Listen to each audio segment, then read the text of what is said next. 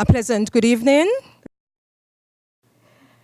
Your Excellency, Sir Samuel Raymond Tapley-Seaton, GCMG, CVO QCJP, Governor General of the Federation of St. Christopher and Nevis, the Honorable Vance Amory, Senior Minister of Labor and Social Security, Your Lordship, the Honorable Mr. Justice Trevor Ward, QC, Resident Judge of the St. Christopher Circuit, the Right Honorable Sir Charles Michael Dennis Byron, our special distinguished presenter for this evening, members of the Diplomatic and Consular Corps, Your Excellency Sidney Osborne, St. Kitts and Nevis Ambassador to CARICOM, senior government officials, Your Honor, Ms. Josephine Mololu, Senior Magistrate of St. Kitts and Nevis, Superintendent Minister, Reverend Mark Christmas, President of the St. Kitts Christian Council, Mrs. Dahlia Joseph Rowe, President of the St. Kitts and Nevis Bar Association, members of the Inner Bar, members of the Outer Bar, specially invited guests, ladies and gentlemen, once again, a warm and pleasant good evening to one and all. I am Rhonda Nisbet Brown, a member of the Bar Council of the St. Kitts and Nevis Bar Association and a member of the Public Education Committee. I am your MC for tonight. Welcome to this annual public lecture organized by the St. Kitts and Nevis Bar Association, this year being held as one of the main events of our Law Week 2018. 1 week ago, on Sunday, the 28th of October, we commenced our Law Week in fellowship and praise and continued throughout the week with several activities geared towards the youth in the form of a mock trial and debating competition. We also had activities for the elderly in the form of a visit to the flamboyant nursing home in Nevis and the Cardin home in St. Kitts, as well as we had other activities geared towards outreach to other members of the public by way of our Pro Bono Day. I believe it is safe to conclude that our objective in educating and assisting the public was reached. We touched lives, especially the youths and the elderly, and in the process, we enjoyed interaction with our fellow colleagues, socializing and networking as a bar association. As mandated by our Legal Profession Act, number 33 of 2008, section 5 to be exact, the St. Kitts and Nevis Bar Association is a body established to promote and maintain the highest standards of practice and proficiency of this federation's legal profession. It's also there to protect and assist the public, as we did throughout this week, to promote and support the administration of justice and the rule of law, and to promote and report on legislative reform. In the execution of our role in law reform, we have created a legislative committee that is tasked with the responsibility of offering continuing legal education for our membership in the form of training workshops and providing comments on new bills before their passage. Just this year, in March 2018, we held within the same year legal training on the new contentious probate rules and on the topic defamation and social media, how the law has changed, which was well attended. We have done other training in many areas of the law, including the criminal law, practice, probate, and family law. Tonight's lecture is part of our role in educating the public and at the same time keep our membership abreast with recent developments that can affect the law and our legal practice. In the past, we have invited such distinguished persons as Mrs. Teixeira, who presented on the probate rules and family law. We are also seeing the governor of the Eastern Caribbean Central Bank, Sir Timothy Antoine, present to us on the ECU. Tonight, we have the distinct honor of listening to and thereafter engaging the Right Honorable Sir Charles Michael Dennis Byron on his presentation of the topic, Justice in the Era of Instant Gratification. Before I go any further, I wish to recognize the presence of the Honorable Eugene Hamilton, Minister of Agriculture et al. A warm welcome.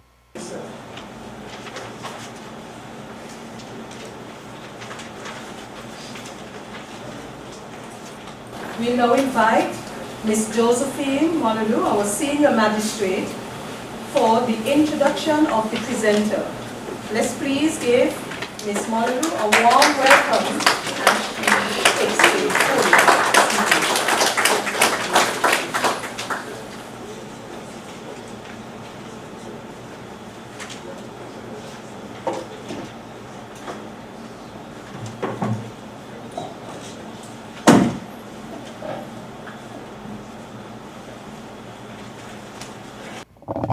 Ladies and gentlemen, permit me please to adopt the protocol already established.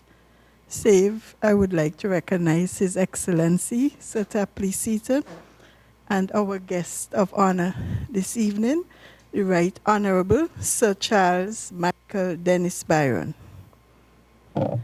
Ladies and gentlemen, it is a distinct honor and privilege for me to introduce our guest speaker for this evening.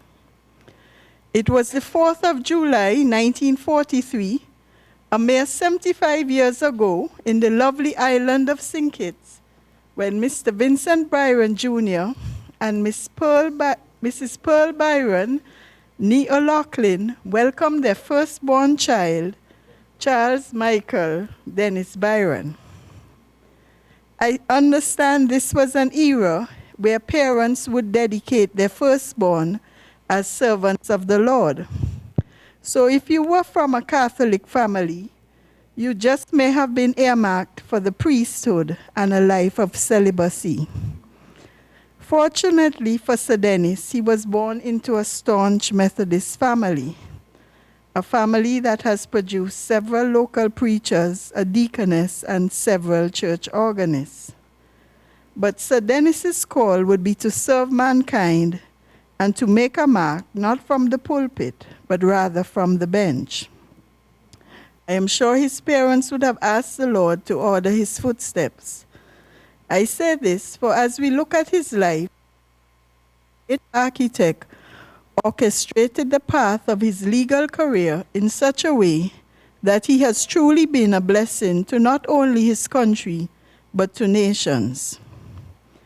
By the age of 17, this young star had already started to shine when, for his academic excellence, he won the Leeward Islands Scholarship. Shortly thereafter, he would work for a year at the High Court Registry in St. Kitts. The registrar and his boss at the time would be Dr. Joseph Archibald, who later became a renowned Queen's Counsel. Did Dr. Archibald ever imagine that his clerk would one day hold the highest judicial offices in the Caribbean, and that he would be appearing before him, addressing him as my lord? Did he know that this young lad would rise to be Chief Justice of the Eastern Caribbean Supreme Court and later President of the Caribbean Court of Justice, the two highest judicial positions in the Eastern Caribbean? It just goes to show that we never know whose life we can touch and influence in a positive manner. But this was all part of his training for reigning, and the foundation was just being laid. For being around a great legal mind such as Dr. Archibald and seeing the everyday activity of the registry, Sir Dennis could not help but fall in love with the law, and so his love affair with the law began. It was no surprise then that he soon journeyed to Cambridge to read law. And in 1965, when I was just being thought of, at the age of 22, he was called to the bar of England and Wales at the Honourable Society of the Inner Temple. From 1966 to 1982, Sir Dennis distinguished himself in private practice as a barrister at law with chambers in St. Kitts, Nevis and Willa. He saw success in several landmark cases, some of which made the West Indian law reports before he was appointed as a High Court judge at the young age of 38 years. Sir Dennis would go on to enjoy an unparalleled judicial career which spanned 36 years.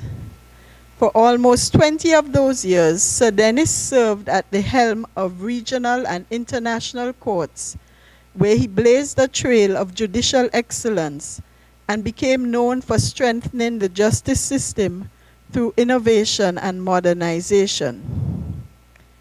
In this life, it is a blessing to have a job, but it is even a greater blessing to find your niche, to find your calling in life. For then work never seems like work, but it is just something you enjoy waking up to every day. As Chief Justice of the Eastern Caribbean Supreme Court, Sir Dennis seems to have found his calling in life, as he set out on a mission to improve the level of service the court was meting out to the public. It was here that the star suddenly began to shine more brightly.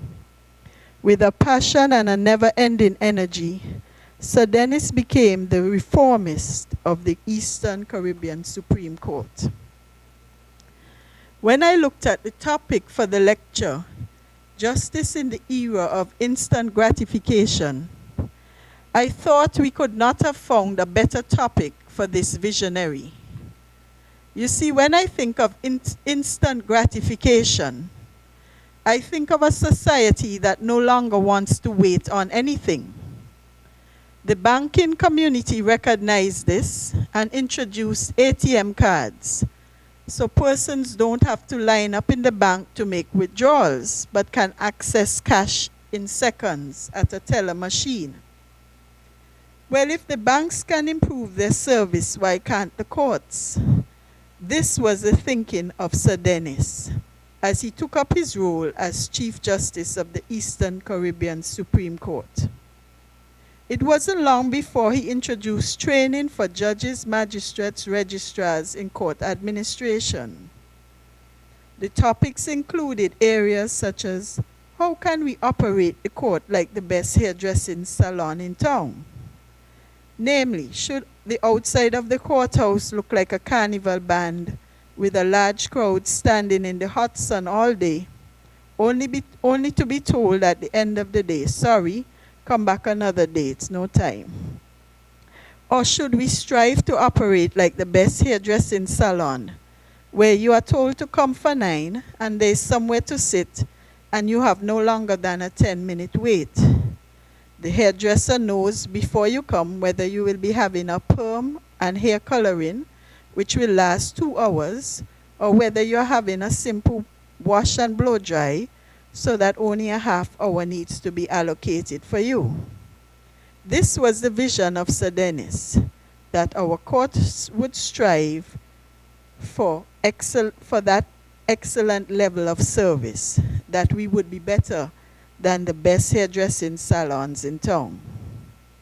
It was his vision that lawyers wouldn't have to come for 9 o'clock in the morning and spend all day just sitting and waiting for their case to be called up, but there would be proper scheduling and timing, allowing them to remain in chambers and earn money rather than wasting time sitting and waiting in court. His vision was that lawyers would get into the practice of timing themselves so that they could assist the court when it would ask, for instance, how much time would you need for your address or your cross-examination, so that better scheduling could be done. It was his vision that all courts, higher and lower, magistrate, high court, would be connected to the same computer program so that lawyers would not be scheduled for two different courts on the same day, which would lead to unnecessary adjournments and frustration of clients. This visionary came into office and soon set about training officers in court administration with a view to improving the service of the court. He didn't stop there, but he soon introduced court recording equipment to speed up trials and mediation as a way of reducing the backlog of cases. He suggested time standards, such as a 3-month time limit for the start of all criminal trials where the accused had not been admitted to bail. He introduced the new civil procedure rules with provision for masters who would do pre-trial hearings and narrow down the issues prior to trial. Who else, therefore, can better address a topic such as this? Justice in the era of instant gratification.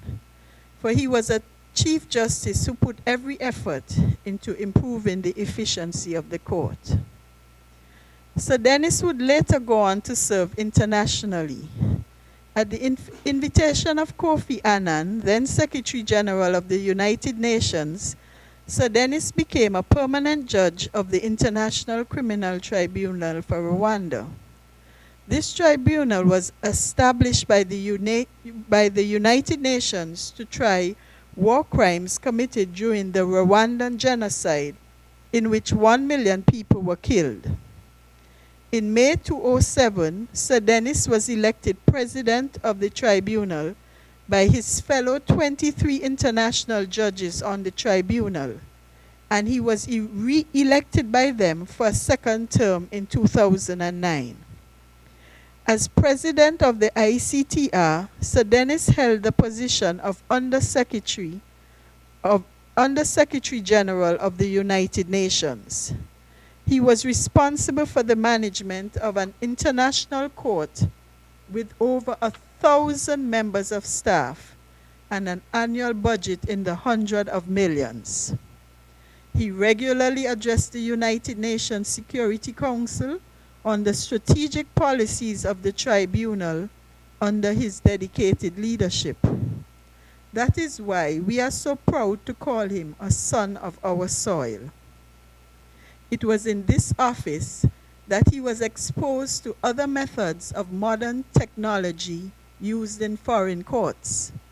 He also saw how the foreign courts employed high-level legal assistants to assist judges with their legal research and drafting of judgments, with a view to the timely production of judgments. So later, when he took up his post as president of the CCJ, Sir Dennis continued to emphasize the use of technology in the administration of justice and imported techniques he learned overseas. As president of the CCJ, Sir Dennis pioneered the implementation of a paperless court, which significantly reduced the financial costs and environmental footprint associated with sustained paper dependence. Because of Sir Dennis's innovative leadership, all matters are filed and dealt with electronically at the CCJ. Each of the judges of the CCJ gets a notification via smartphone whenever a document is filed in a matter which is on their docket. Each judge also has access from their smartphone 24/7 to all documents filed in the court through the deployment of the Courier, e-filing, and case management suite. Litigants, through their attorneys, are also able to argue their matters using technology, appearing before the court via video link from the comfort and convenience of their home or office. Matters filed at the CCJ are therefore disposed of expeditiously and, in recent examples, within a matter of days. Sir Dennis recently retired as president of the CCJ, leaving behind a great legacy. It is said that the law is a jealous mistress. Who can forget their first love or turn their back on a love so sweet? I don't believe he can or ever will break all ties with that first love, his love of the law and court administration. So we are indeed grateful for opportunities like these, when he can share his wealth of knowledge and expertise with those of us still actively in love and constantly pursuing our first love, the law.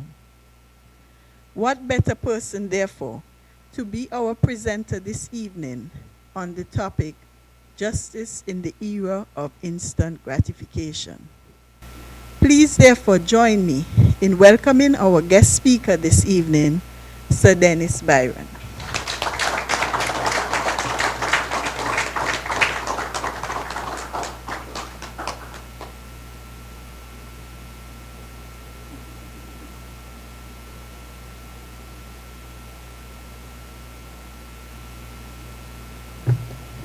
Your Excellency, Sir Tapley,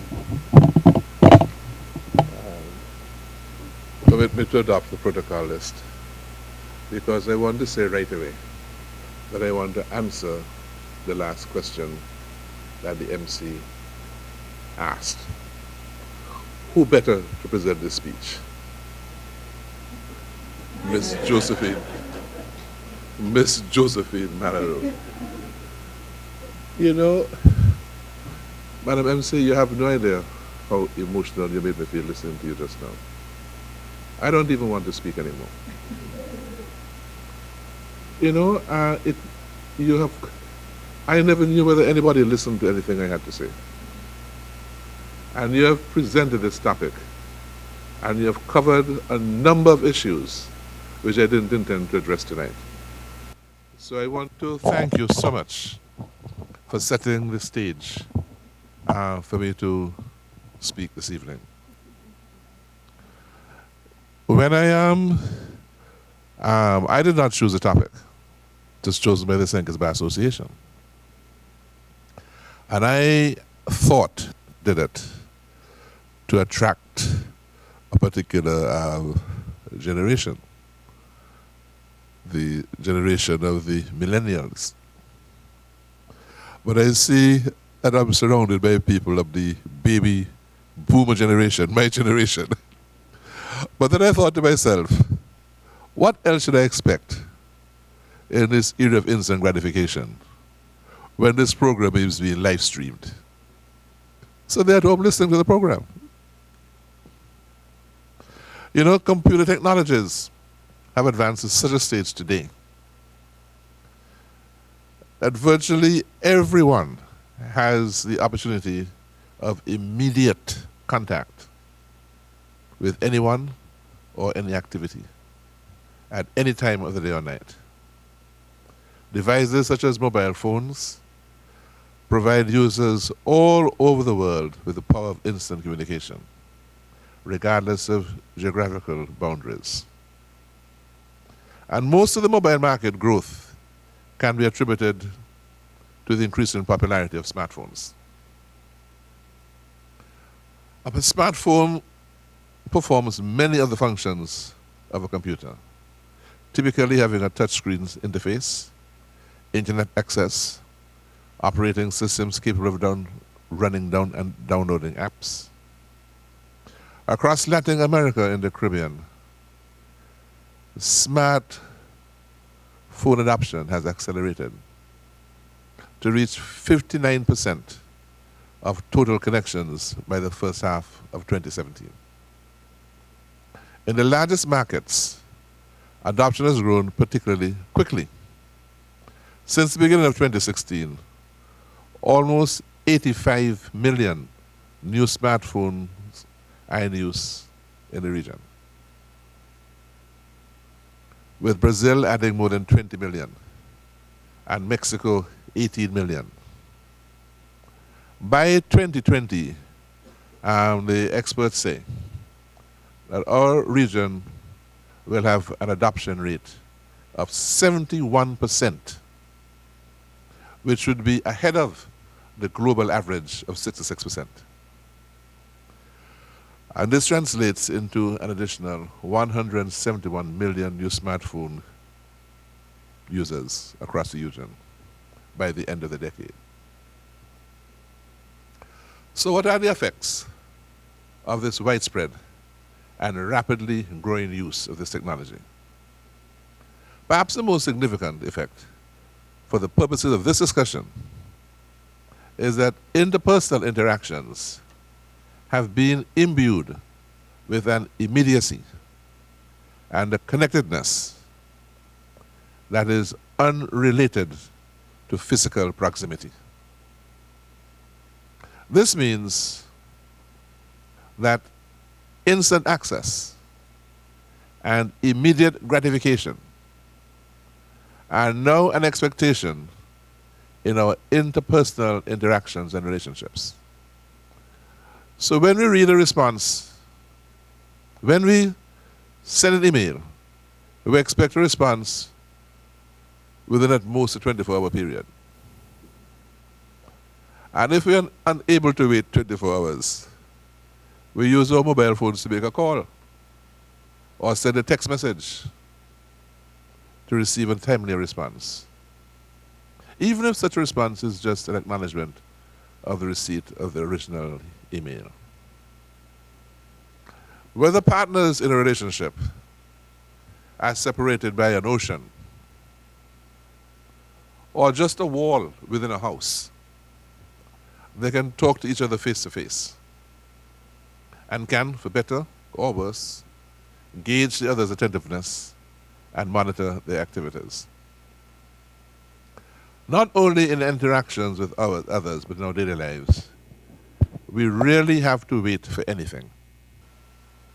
If you want to read a news article, a recommended book, listen to a new song, watch a missed television show, we can access it instantly online.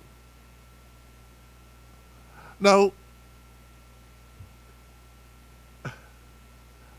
it's perhaps useful to stress at this stage that I cannot think of the notion of instant gratification as being in and of itself a bad thing. What could be wrong with wanting or needing products, experiences, or services in a timely manner when the ability to satisfy the need for timeliness exists? It encourages harder work, more productivity, a wider range of service delivery, and better results. This is particularly true when it comes to legal services and the administration of justice. What is important, however, is the need to balance our desires with a realistic sense of timing and patience, taking into account the relevant circumstances and existing resources. So I ask why. And you see, this is a question which our mistress of ceremony put even more sweetly than I'm going to put it now. Why is it that in this era of instant gratification, which has permeated our society in general, why is it not more fully reflected in the administration of justice? Why are all the aspects of instant gratification which we use in our daily life not used to improve delivery of justice and deal with the demand of our citizens for delaying justice delivery? Now, instant gratification can exist in several contexts, including our expectations of our system for administrative justice and in the mechanisms which exist for ensuring that access to the system is efficient and widespread. So in this context, access to justice is the wide ability of people to seek and obtain a remedy through either formal or informal institutions of justice for their grievances. This broad scope of the term is supported at international level by the United Nations. And if you wanted to define the concept in even broader terms, I would suggest that access to justice encompasses all the elements which are needed to enable people to identify and manage their everyday legal needs and address their legal problems, their disputed grievances, seek redress for grievances, and demand that their rights are upheld. It cannot be truthfully said that there's access to justice where for citizens, particularly vulnerable groups such as women, children, the elderly, the differently abled, where they think that justice system is cumbersome and financially inaccessible. Or where citizens do not have information or knowledge of their rights or their way to access remedies. Access to justice must entail normative legal protection, legal awareness, legal aid and counsel, adjudication, enforcement, civil society oversight, and affords our population sustainable peace by providing a more attractive alternative to violence in resolving personal and political disputes. One of my favorite stories to share is of the former president of the World Bank, James Wolfensohn, as he described what he considered was his most rewarding project. He said he commissioned 60,000 researchers to question poor people around the world about what they wanted most. The answer astonished him. What poor people wanted most was not food, not clothing, not even money. It was access to justice. This project served to inform Wolfensohn's decision that in order to fight poverty and crime, access to justice must be improved. So access to justice is crucial in our region and in this country for issues of social stability and economic development. You know, the idea of instant gratification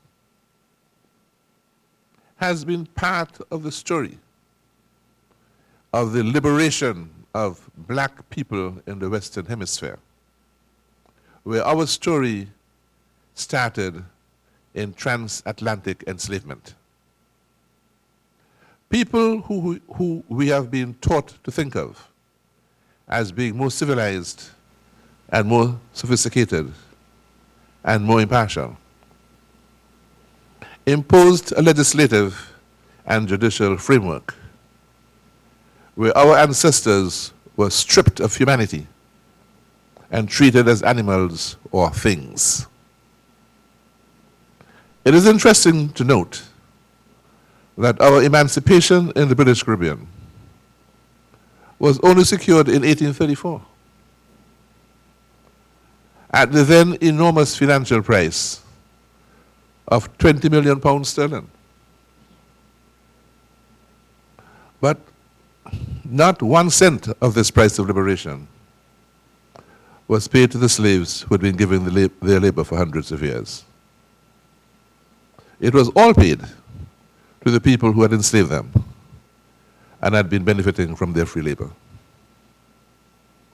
Even the legislation that accompanied emancipation included financial compensation to slave owners for the economic value of their loss of plantation labor.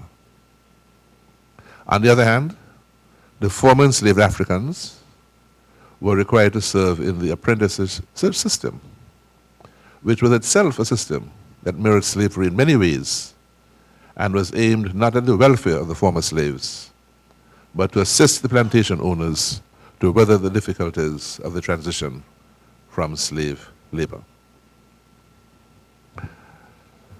In the meantime, however, individual talents and innate prowess were noticed and given an opportunity to flourish. So today we recognize that the greatest singer ever is Aretha Franklin. The fastest man ever is Usain Bolt. The greatest Globe's personality ever is Muhammad Ali. And George Washington Carver, the black scientific genius. You see, I said this to make the point that when you give our people a voice or a chance, the sky is the limit. And that is one of the things that access to justice should mean to us. Yet as we reflect on the referendum dilemmas being imposed upon us, some people are still scratching their heads to find the answer as to how Britain became mired in the morass of Brexit, even without the two-thirds requirement. So should we continue to sacrifice our independence to them at this stage, in light of what we can see them going through with their own identity issues? Now, a state must be capable of fully availing all aspects of its courts for dispute resolution, settlements, and enforcement of such decisions to all citizens, regardless of their class, identity, or geographical location. This can more readily exist in an atmosphere of judicial and national independence, which cannot truly exist when the authority of the highest court is outsourced to a foreign power. The existence of a properly functioning justice system increases citizens' confidence and their willingness to bring disputes to court. Strong rule of law principles and availability of judicial services facilitate proper solutions to commercial disputes and guarantee that decisions are enforced. The World Bank's Ease of Doing Business Index compares economies around the world using specific indicators, such as how easy is it in terms of time and financial costs for a person to start a business, for a person to obtain a construction permit, for a person to obtain credit from a bank, and so on. The index also ranks countries by how easy it is to obtain title to property. With regard to this indicator, St. Kitts and Nevis, in the last Ease of Doing Business Index, scored 185 out of 189 countries. According to the index, it took an average number of 224 days to obtain title to property in St. Kitts and Nevis. In St. Lucia, the average was 17 days. In Antigua and Barbuda, the average was 34 days. In the Republic of China and Taiwan, the average was 4 days. So I was pleased to learn that since the last index was compiled, there has been the statutory separation of the land registry and the appointment of a new registrar of titles who has been focusing on reducing a large backlog. I was also happy to learn that the Taiwanese government has pledged to assist the new land registry in developing a computerized system. I must admit that I was taken aback to hear that in this era, lawyers going to search for files in the land registry are still required to sit at a desk with large, dusty books of fragile documents that are decades old and must wade through sometimes for hours searching for a deed or title that they could have found in seconds flat if only the system was computerized. In this area of instant gratification, it is undoubtedly difficult for lawyers to justify spending so much of their time on tedious administrative tasks when the technology already exists to do all of these functions and more. It's hoped that in the next index there will be some positive movement in these figures with respect to the length of time it takes the purchaser to obtain valid title to property. So when we think in terms of the use of technology, where are we coming from? The work of the courts is increasing. And no one wishes to wait for decades for a resolution to their legal disputes in the civil courts. And this is even more acute in the criminal justice system, where the UN has declared that the number one human rights abuse in the world today is pretrial detention. And jurisdictions in our region are among primary offenders with long delays between arrest and trial. There are new expectations of judicial officers. It is not enough to provide a judicial decision, but one must now manage the entire life cycle of a case, including implementing systems to give effect to court rulings when they have been made. A court is not effective if its rulings are not obeyed. As expectations of judges change, their work becomes more open to public scrutiny. And people expect transparency in the judicial system. And this also gives rise to a new kind of accountability for judges and the judiciary. I rather think that this is the type of pressure which an era of instant gratification puts on the administration of justice. One is public complaints along these lines.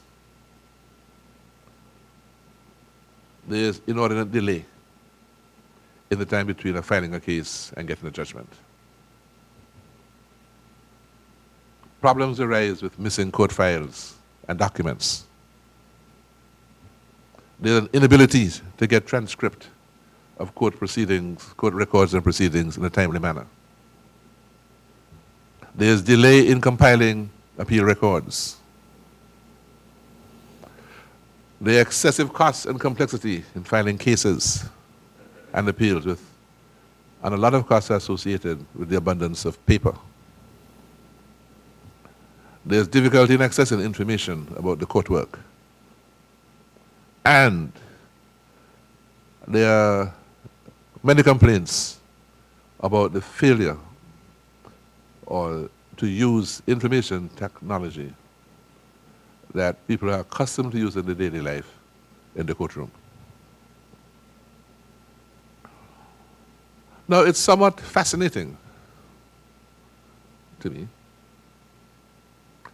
that many of these complaints exist because they seem out of place in an era when there is the technology to make them anachronistic.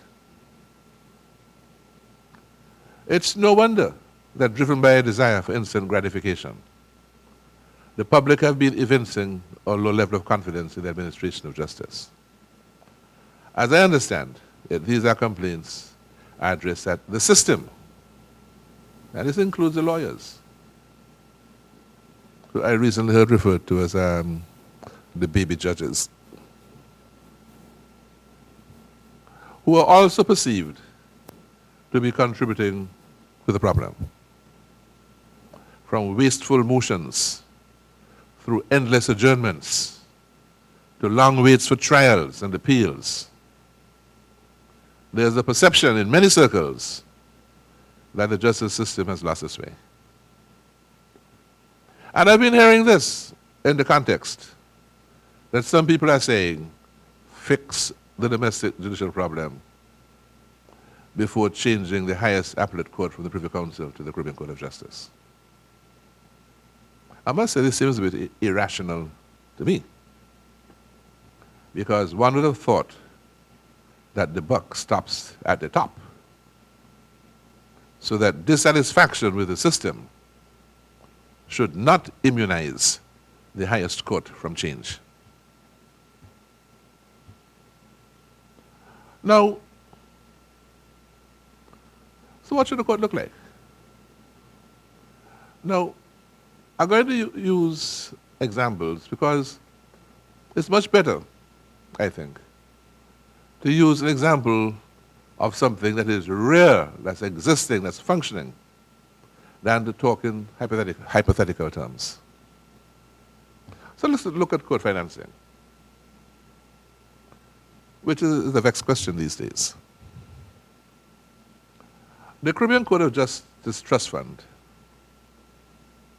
with a capital base of US 100 billion, was designed to fund the court's operations in perpetuity. And the fund is managed professionally by a staffed board with a wide variety of competences, as set out in Article 6 of the agreement establishing the Caribbean Court of Justice Trust Fund. This ensures that the court is insulated from the political influence which can erode public trust and confidence in the administration of justice, a risk which is heightened in smaller countries like those in the Caribbean.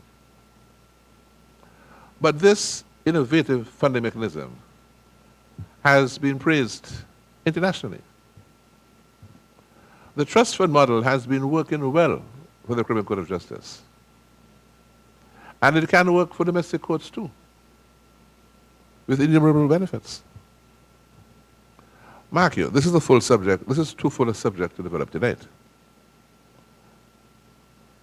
But I trust I can be permitted to include this in how our court should look.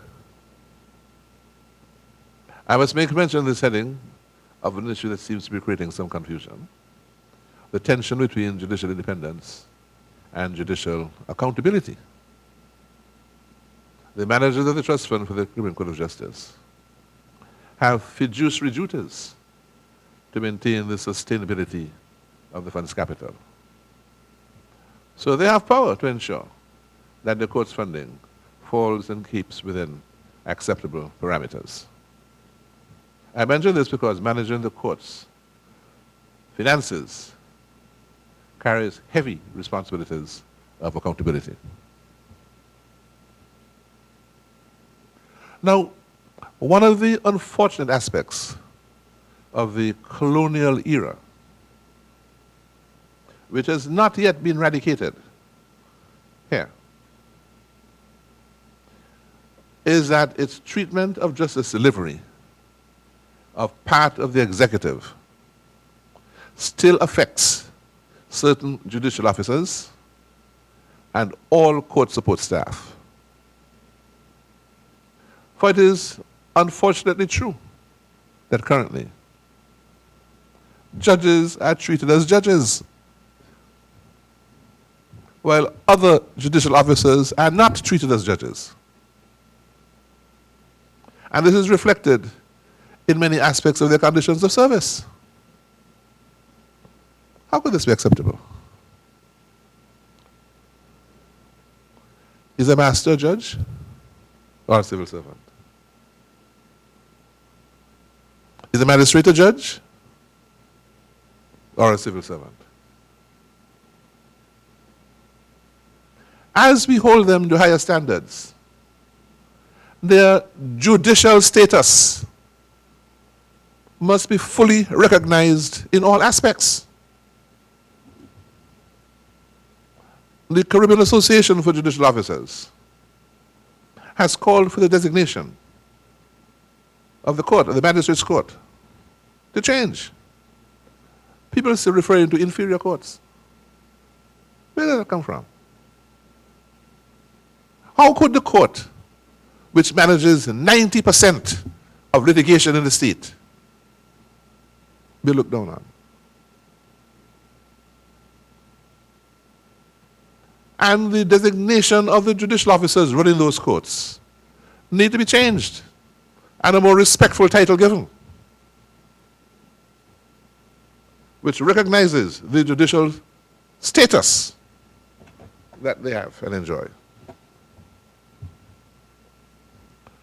The model for creating the magistracy in the judges and to have them stop being part of the executive with the mandate to introduce a judicial service as a specialized service that is parallel to the public service and the police service commissions.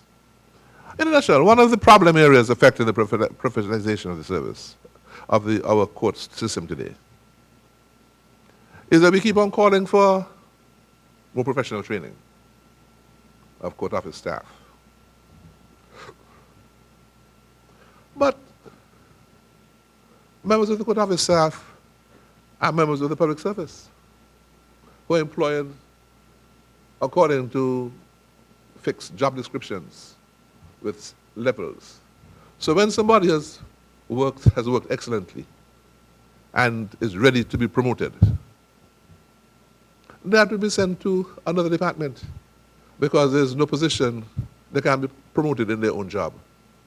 And there's no promotion for 2 or 3 grades that they can be moved to, creating a constant burden on the court system of revolving officers who need to be retrained over and over again. This has a burdensome effect.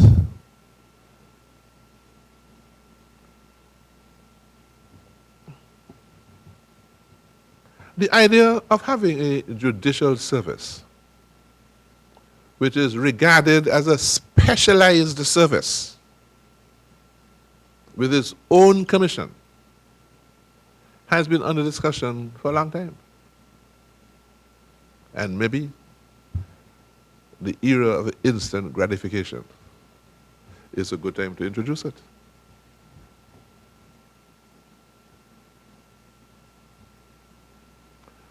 Another important thought.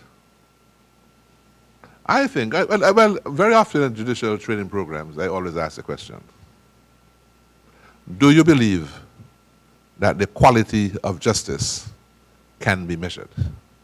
Do you? Of course, that's a very important subject. And there are many angles as to whether you're going to measure it quantitatively or qualitatively. But at the same time, I think it's a very important issue in an era of instant gratification, when people want to know how well we are doing. Everybody wants to know, how well am I doing? How well are we doing in comparison to measurable standards of performance? How well are we doing with how we used to perform over the last couple of years? Are we getting better? Are we stagnant? Are we getting worse? How do we perform in comparison to other courts in the region and elsewhere? Now, having a common case management platform will certainly have assisted in achieving that and answering those questions. Now, tonight I want to suggest, Ms. Byron has stole my thunder on this point as well.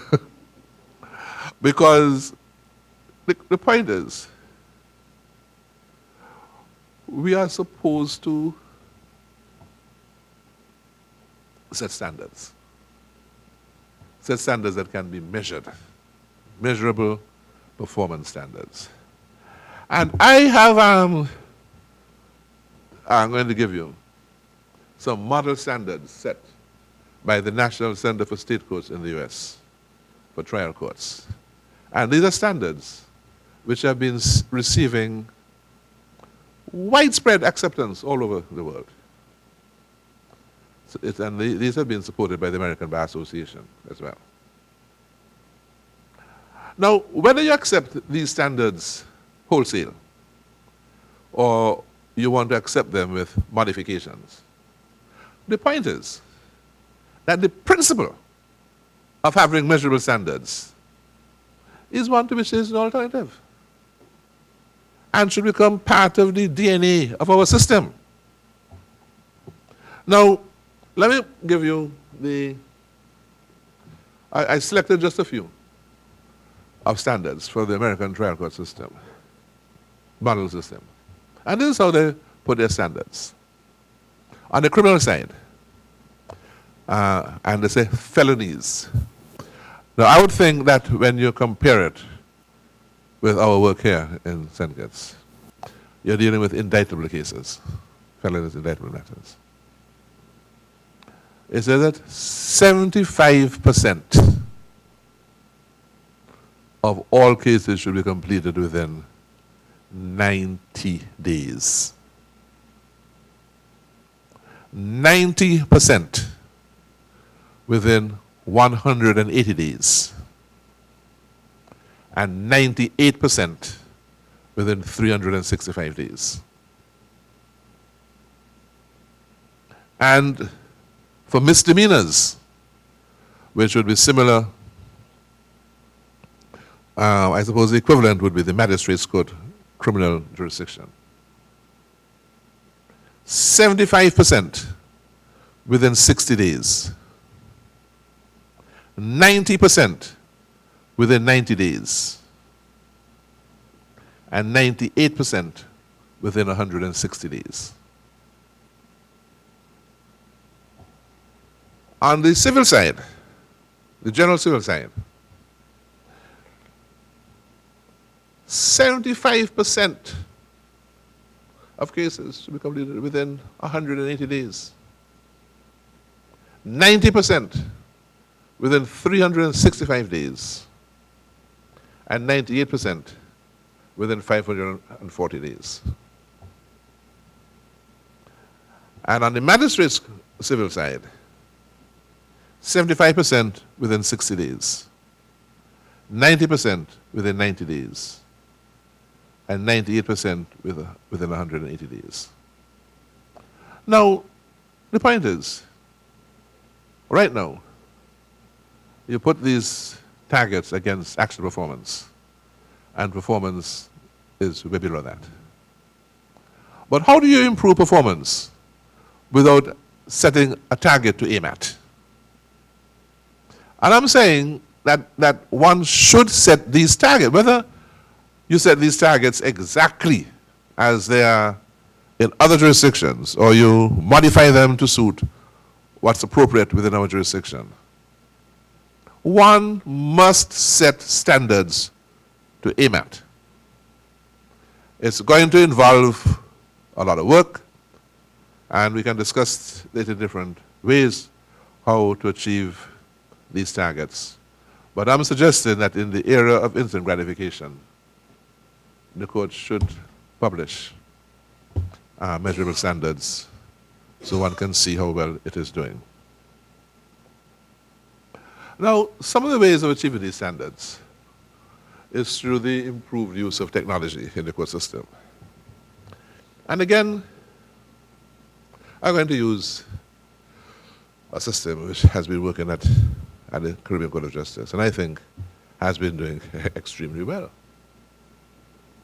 And I'm sorry that Justice Ventos isn't here this evening, because he was involved in litigation as a litigant, where some of these practices were demonstrated in a very dramatic manner. A lawyer gets instructions to file a case before the CCJ. He prepares the relevant documentation on his laptop, on his computer. By the time he's completed doing it, it's 5 o'clock on a Friday afternoon. Then and there, he can upload the matter to the CCJ website. And within 2 minutes, he will receive an SMS or an email indicating that the matter has been filed. He can then negotiate issues of service, maybe through email or otherwise. And in all future communications with counsel and with the court, they can be conducted online. This whole business of walking over to the courthouse to search, to find out, to pay how much, whatever it is, still 216, or to search the court records, all those days finished. You stay in your office and you access the court file online. I am a judge in the court. My phone beeps. And when I put it out, I notice a document has been filed. I could read it then and there. I give instructions to my staff to start responding immediately.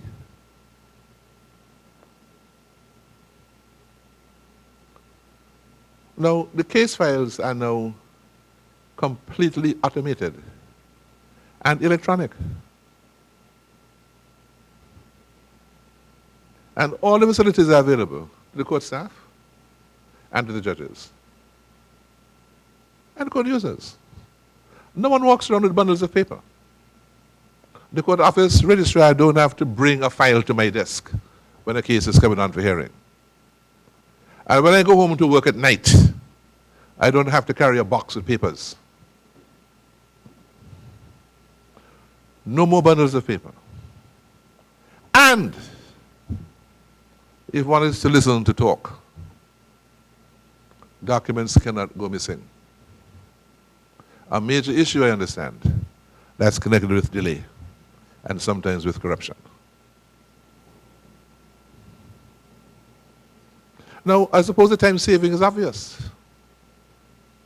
but there's so many other benefits. For example, I wonder if you all know how much money is being spent on paper. Not to mention the printing accessories and the cost of curing paper. You know, in 2017, last year, at SCJ, the amount of money that was spent on the purchase of paper was 20% of the amount spent in 2011, although there's been a tremendous increase in workload.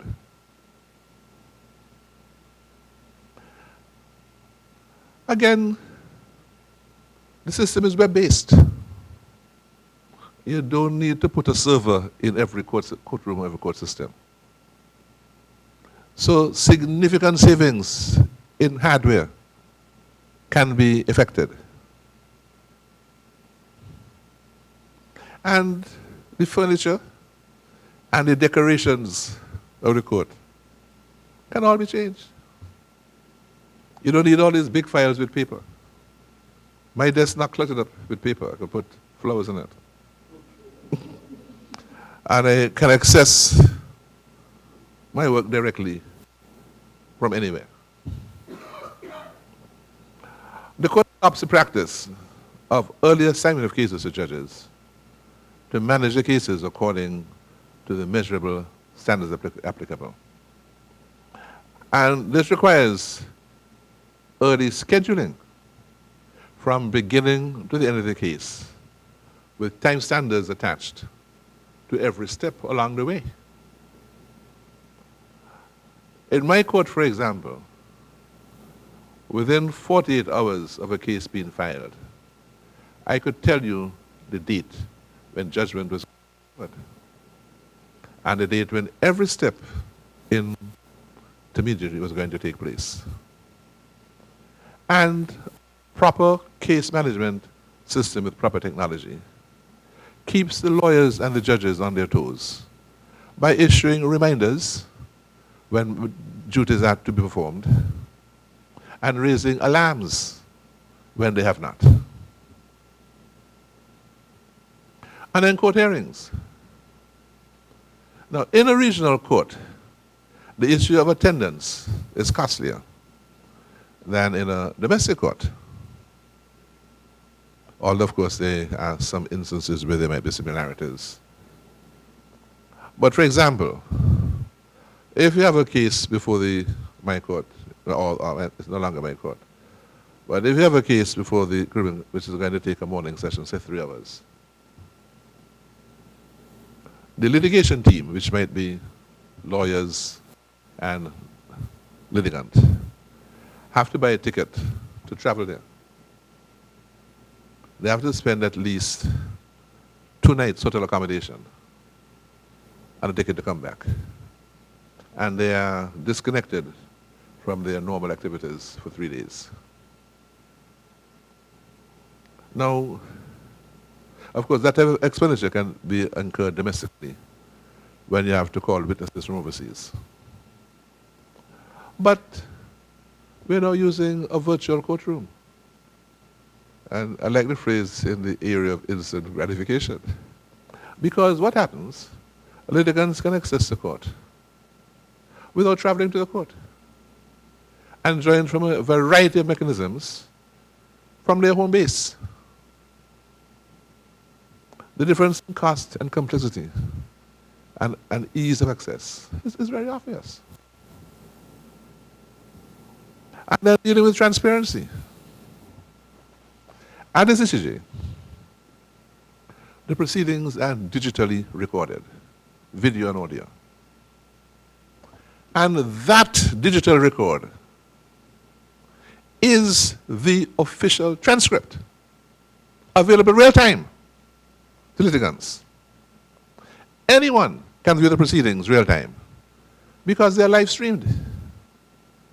And the official transcript is posted on the court's website for anyone to view and access.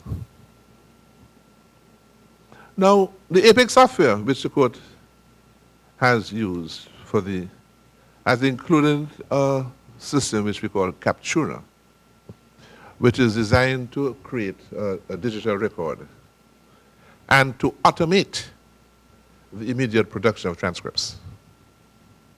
We don't use it at the CCJ because the digital record is the official version, and that is what is used as such. But where courts are complaining that their process is being delayed by the inability to get transcripts, this is a readily available solution. This is immediately available. I constantly hear complaints that delay is created by the absence. You see, so this again, why suffer problems when there are solutions to them?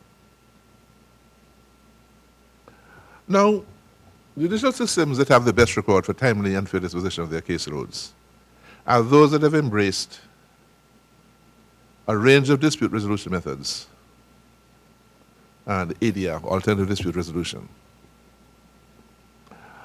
And one of the objectives, and that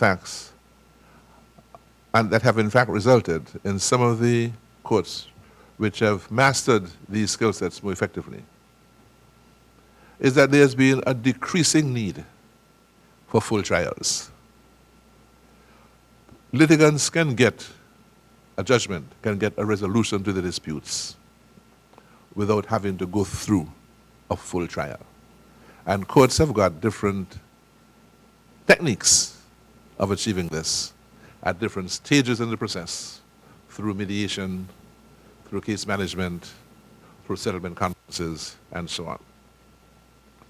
And in fact, in some courses, the standards at which the courts aim for range between 60 to 80% of cases should be disposed of in this manner. And just think what the court backlog would look like if the number of cases they had to try could be managed in this way.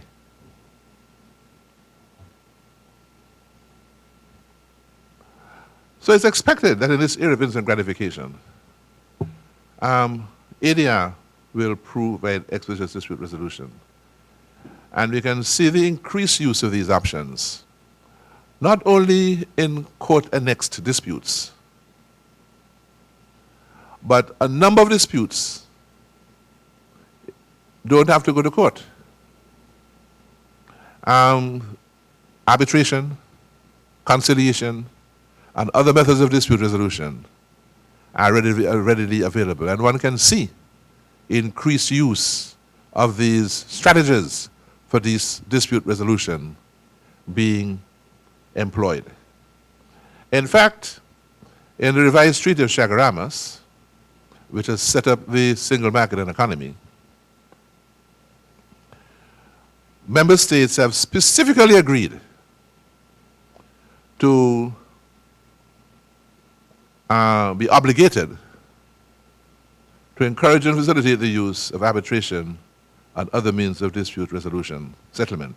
That's in Article 223 of the treaty. And in Article 223.3, member states which have implemented the 1958 United Nations Convention on the recognition and enforcement of foreign arbitral awards are specifically mentioned in the treaty. So one can see in the future the increased percentage of disputes which are being resolved in arbitration and other non-court annexed dispute resolution mechanisms. I don't see these as being competitive with the court, because although the phrase that we've got accustomed to is to speak about alternative dispute resolution, I long ago changed that A to appropriate dispute resolution mechanisms, because one could look at the nature of the dispute, the nature of the issue to be resolved, and select the most appropriate mechanism for timely and fair and effective resolution. Now, I've always had the philosophy, and again, her worshipful master of ceremonies referred to it. Developing what we refer to as Caribbean jurisprudence is an expansive concept which extends well beyond the adjudication of cases and the issuing of judicial decisions. It must also entail the development of institutional mechanisms to support the jurisprudence emanating from the region.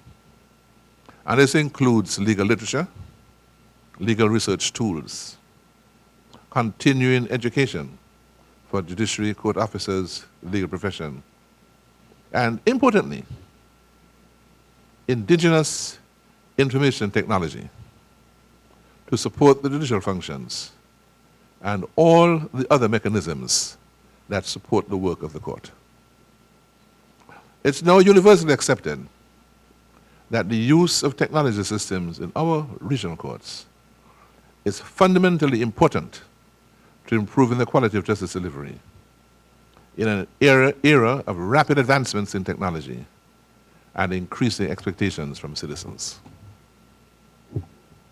The development of court technology by Caribbean talent, which has been customized for Caribbean courts, has been a priority of mine for several years. And a landmark achievement for the region in this area was made just 2 years ago with the emergence of APEX. APEX is a special purpose, not-for-profit agency that is committed to delivering technology-based solutions and services to support court ecosystems. It was established to promote and advance the standards of efficiency of service related to court and judicial administration processes in the Caribbean community. And the intended membership of APEX reflects this vision. Registered as a not-for-profit company in Barbados, with the CCJ as the foundation member, membership of APEX includes the judiciaries through the heads of the judiciary, the legal academic community, including the Council of Legal Education and its agencies, the private and the public bar, through the presidents of respective bar associations and the attorney generals, the head of specialized courts, and the heads of police and prison services within the region. The first project commissioned by Apex was a Cura e-filing and case management suite to provide modern e-filing and case management technology to support the judicial function of the CCJ. And this was first deployed in January 2017, and it has met with resounding success, which we have been discussing earlier this evening. The software is available for deployment in courts at all levels within the region: magistrates, trial, appellate, and specialized courts. And the software suite continues to develop and is expanded to provide a number of additional essential services, including services for law office management and law enforcement agency management, that's the police and prison services, and the trial management, the trial court management module, which I've referred to as Captura.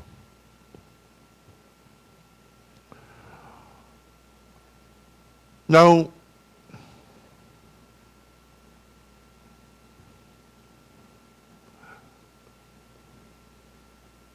the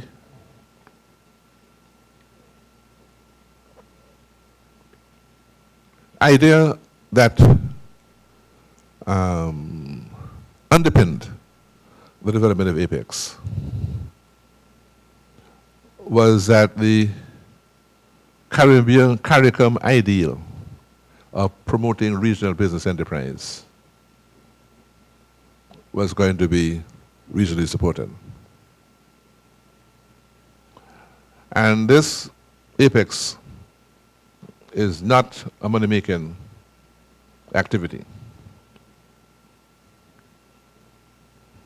And we notice on the contrary, the region seems to be continually seduced by the temptations of instant gratification, costly though it may be, of purchasing software from foreign developers. In cases like this, the delayed gratification in the use of regionally developed tools, which will be more sustainable, may be a wiser solution. Why should we continue the past failed paradigms of spending millions of our taxpayers' dollars on foreign software solutions instead of developing our own, developing regional expertise, and providing long-term regional solutions? Long-term sustainable. It's bad enough when other beneficiaries of instant gratification are donor countries who ensure that the software producers in their own countries get as much of their donor dollars as possible, denying our region real development opportunities. But I think it's even worse when our taxpayer dollars are deployed to help in the development of their technology, when it could be deployed to develop our own systems. The development of projects such as Apex is part and parcel of addressing the broader challenge of comprehensive reform in the administration of justice in the region. And this is an issue which needs to be high on our regional agendas, owing in part to the undeniable fact that we are witnessing rising crime rates across the board. People in our region often tend to associate these rising crime rates with poverty. I do not necessarily believe that this is true, because persons at all socioeconomic levels commit crime, particularly white-collar crimes. I associate crime with the belief in a lack of social justice. And this is linked to the issue of punishment as a deterrent to crime. This feeds into another important issue. Criminal offenders can usually expect to experience both positive and negative outcomes from their criminal behavior. While the positive outcomes, such as money, thrill-seeking, tend to occur immediately, the negative outcomes associated with crime tend to be delayed by the operation of our sluggish criminal justice system. There are many who speculate that one of the main drivers of the high crime rates in our region is that the threat of delayed negative outcomes does not motivate offenders to refrain from criminal activities. This proposition carries particular weight in an era of instant gratification, where consequences gradually lose their ability to control behavior in proportion to how long delayed, to proportion to how delayed or improbable they are. Delay affects crime because there's always a lapse, almost always a lapse between when the crime may be committed and when the legal or social consequences, if any, will be felt. Put another way, the rewards of crime have been preceding the cost of crime.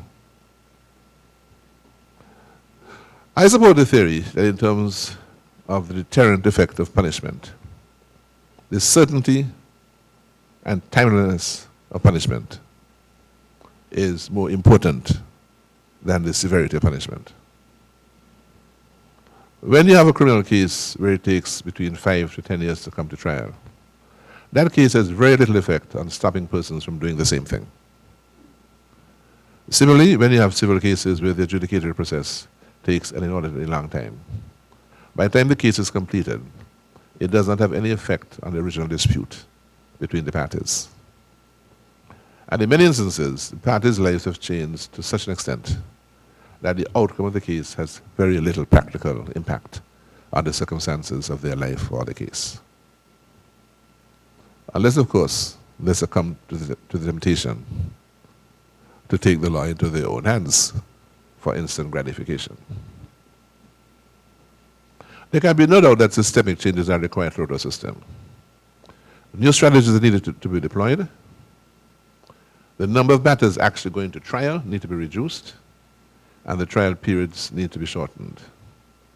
Some of the techniques that produce these results include greater care in the drafting of charges, encouraging an environment for more guilty pleas, introducing ADR practices for lesser crimes, and increasing the levels of judicial management throughout the prosecution cycle. I can't help repeating that one of the greatest travesties of the current criminal justice system is the extent and duration of pretrial detention. This is a human rights issue and should be targeted for elimination as a pressing priority. Of course, the issue of pretrial detention involves a balancing of interests. Failing to detain a suspected offender may threaten the chances of a successful prosecution with the ease of travel.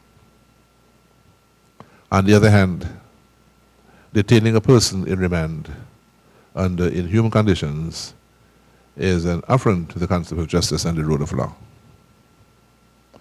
It's also important to understand that pretrial delay has a wider societal impact.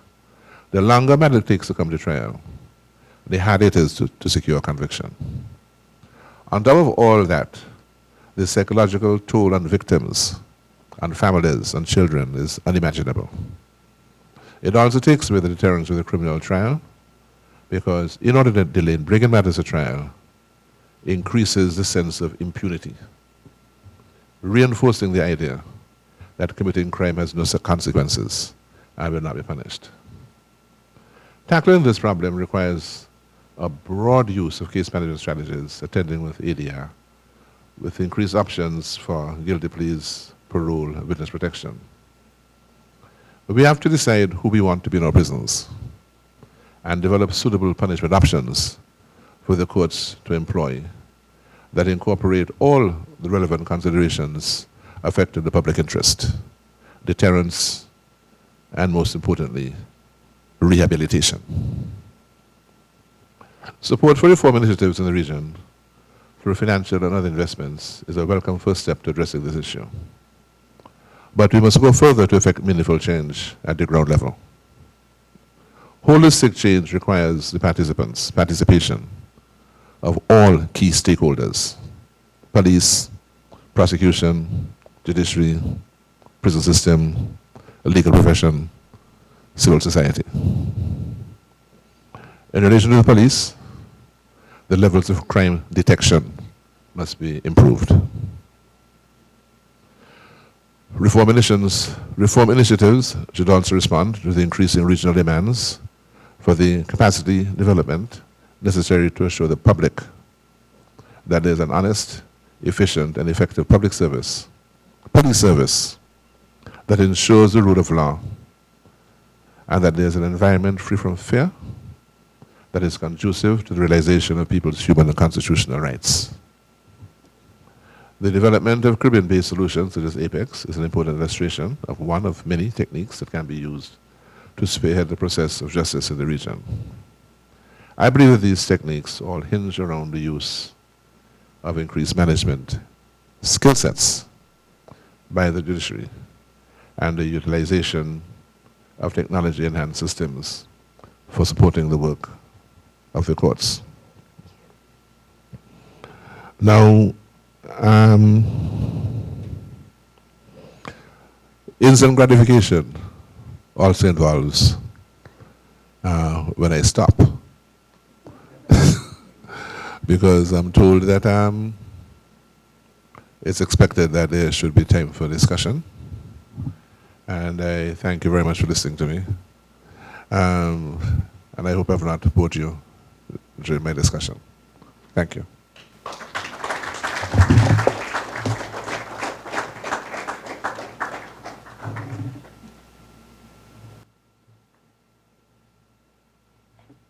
Thank you so very much, Sir Dennis Byron. I don't know about you, the audience, but I certainly was not bored for 1 second of that thought-provoking, intellectually inspiring discussion. There is so much food for thought that came out of Sir Dennis Byron's presentation tonight.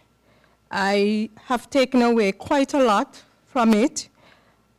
Just the way in which Sir Byron started out the discussion with something we are also familiar with, our smartphones. And I was sitting there and thinking, it's just so much that can be done with a smartphone. In fact, one doesn't even need an office in today's technological stage. I know sometimes as lawyers, we feel that we may have to go out into private practice and set up our shingles, as we like to call it. But within this age of instant gratification and the use of even a smartphone, you can imagine that you really don't need to do that. You can actually stay on the beach with your smartphone, which is really my aspiration, and conduct business with any person anywhere in this world. And so we thank Sir Byron for just making us aware of how with the use of technology we can improve access to justice. Some persons may feel that it's a disadvantage being in such constant communication, as he put it when he gave the illustration of the emails that you can receive instantly on your smartphone. And so some persons may feel a little burdened by that. But from his presentation, one can see the advantages and the benefits. And as he so rightly put it, it's really a matter of balancing our desires with the resources. Now, what was interesting is the way in which he moved his presentation into how we can use in the administration of justice the technology to improve access to justice, which is critical. We have to understand and recognize how we as private practitioners, even as a bar association, for example, how as a bar association we can use the technology in providing access to justice for members of the public. And one of the ways we can do so, which we have sought to do during the course of the week, is through our Law Week activities.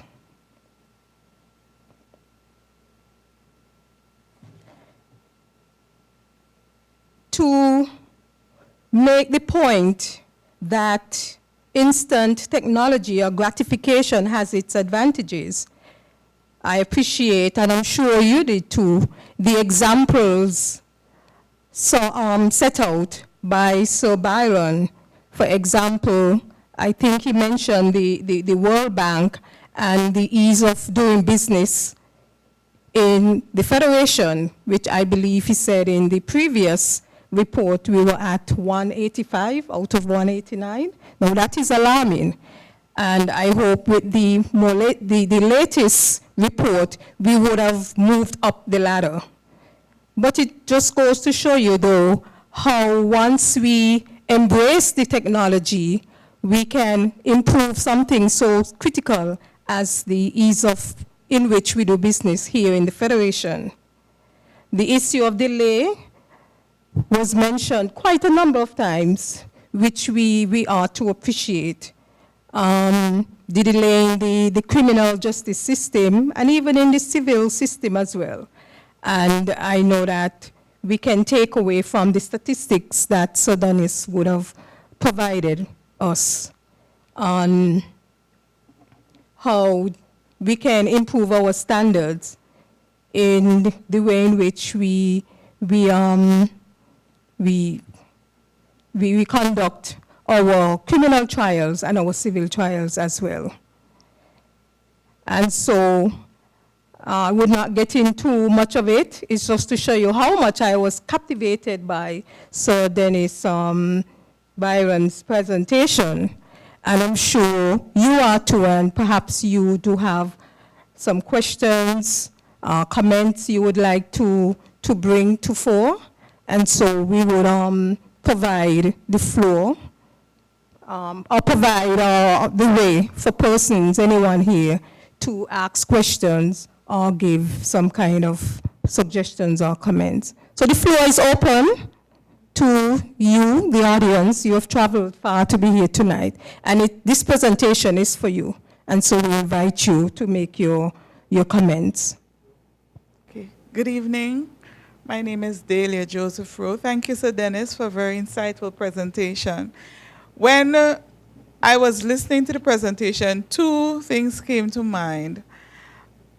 I'm wondering if you have any suggestions in terms of how we can change the culture of the court, if you will. In terms of, for instance, what we experience, there's a sense that if you communicate electronically, it's disrespectful. You have to hand deliver a letter, otherwise it's seen as being not formal enough.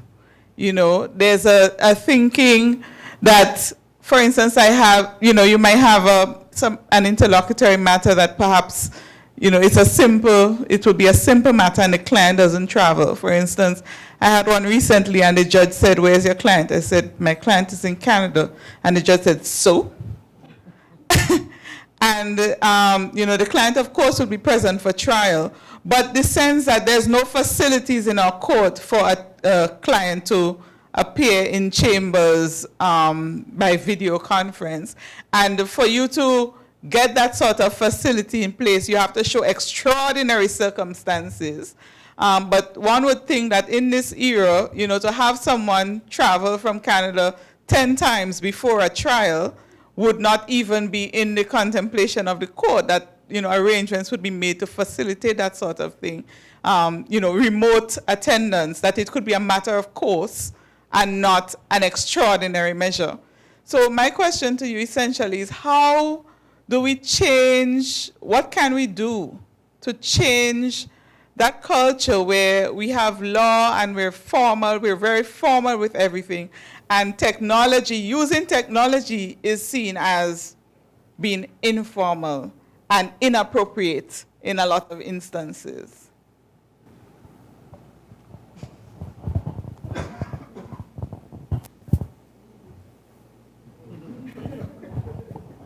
All right. I'm just surprised to hear that. I recall when as Chief Justice, we decided to move into computer technology, and that was in the 1990s. I announced to the judges that I would not be receiving or reading anything sent to me in paper. Neither would I be sending any letters to them in paper. If they didn't write me by email, I was not reading their mail. So I have been in this phrase, and I had thought that the culture had, I was surprised that you say it doesn't exist anymore. Frankly, all I can say is that you just keep on asking. When you mentioned this business about the compulsory attendance of people in court, you see, the question is, what is the courtroom for? What is it we're trying to do? And I always felt that it was our job to try to facilitate dispute resolution and try to assist litigants to finding the most effective way of having their disputes resolved. And as I spoke, I just Googled up a little slide I have here, because we had a case in Guyana where the litigant had requested that he access the court without having to travel. And so the way in which that would normally have been achieved would be that he'd have used the courtroom, the video facilities in the court. But the day before the hearing, there was this desperate shout out that it was a public holiday in Guyana and the court was not going to be available. Now, in my courts, the word adjournment does not exist. So our technology staff went to work with the litigant. And this is the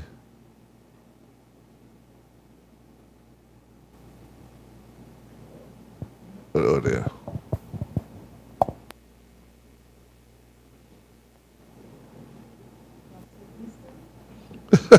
No gratification. August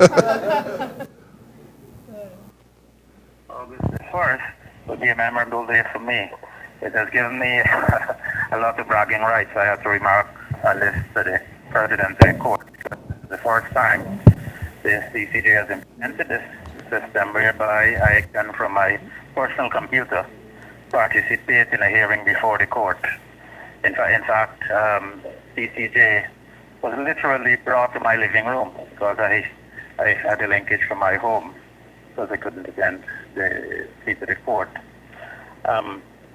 We were cautioned by given some advice by the technician, CCJ technician, Indy, I think his name was, what to do in the event service was disrupted. As it turned out, that caution was not necessary. The reception, visual and audio, was crystal clear, and the links to the various participants operated like clockwork. It was a remarkably flawless maiden venture.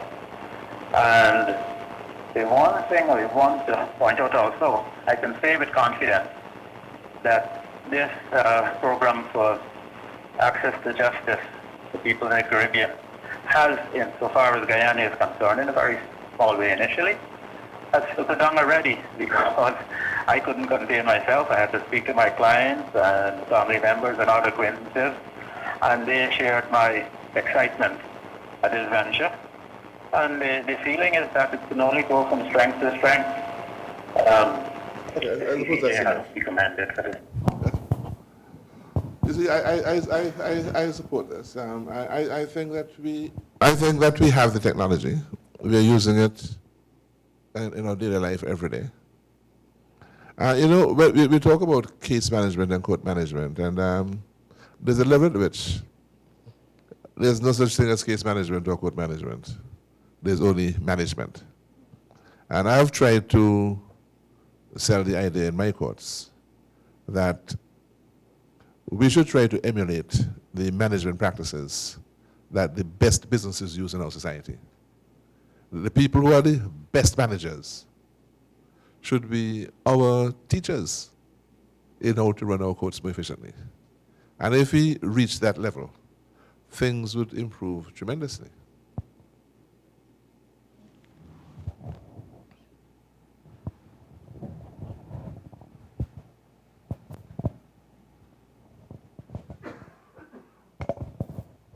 Thank you. So Dennis, I crave your indulgence. Although the CCJ was not mentioned in the topic, you did touch on it during the course of your lecture.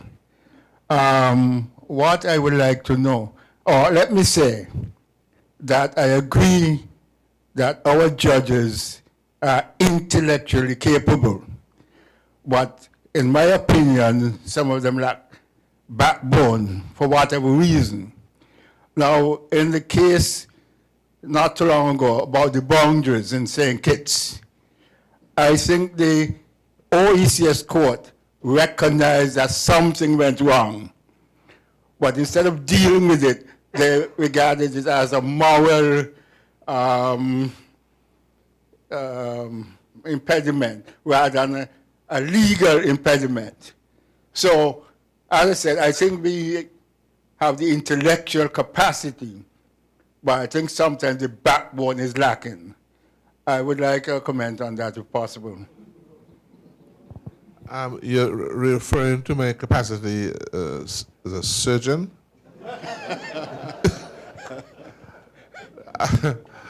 No, I'm sorry you must forgive me because I didn't mean that in a disrespectful manner. As you know, I tend to try to make a point using humorous metaphors. The point I was trying to make was this, right? And I better make it the long way. It's unfair to say that because somebody did something which might be wrong, that they were wrongly motivated when they did it. The entire justice system is based on the principle that you have a trial. If people are dissatisfied with the outcome of the trial, that you have an appeal. And if people are dissatisfied with the appeal, you go to a final court for adjudication. And what people don't realize, what don't seem to realize is that there are statistical standards which are fairly common around the world as to what percentage of judgments are appealed in a normally working system. Now people have been making comparisons between the Caribbean courts and the English courts. But do you know they have appeals in England too? And studies have been made about the levels of which the Court of Appeal in England has been overturned by the House of Lords, who happen to be the same judges that sit on the Privy Council. And the studies over the last 10 years have shown that the judgments of the Court of Appeal in England have been overturned more frequently than judges coming from the Caribbean courts. Yet nobody criticizes the English judicial system. And where they criticize, because that is exactly what the court system is for. The judge's job it varies from court level to court level. And if the judges were not expected to make errors, you wouldn't need appeal courts. That is what the system is for. And the Caribbean Court of Justice will be providing the same system, the same service that the Privy Council is providing at the moment. And it was very interesting that we did some studies, commission study, and again, I regret I didn't bring with the notes to quote exactly, but I can give you a rough indication.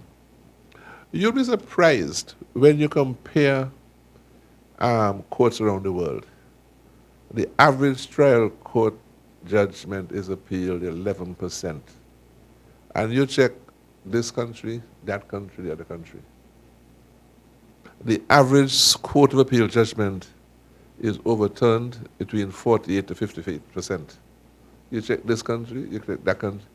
And when we checked the levels at which our court at the CCJ has been overturning the courts where appealers come to us, the ratios have been very consistent with the courts of appeal, the Privy Council, the House of Lords, the Constitutional Court of South Africa, the Supreme.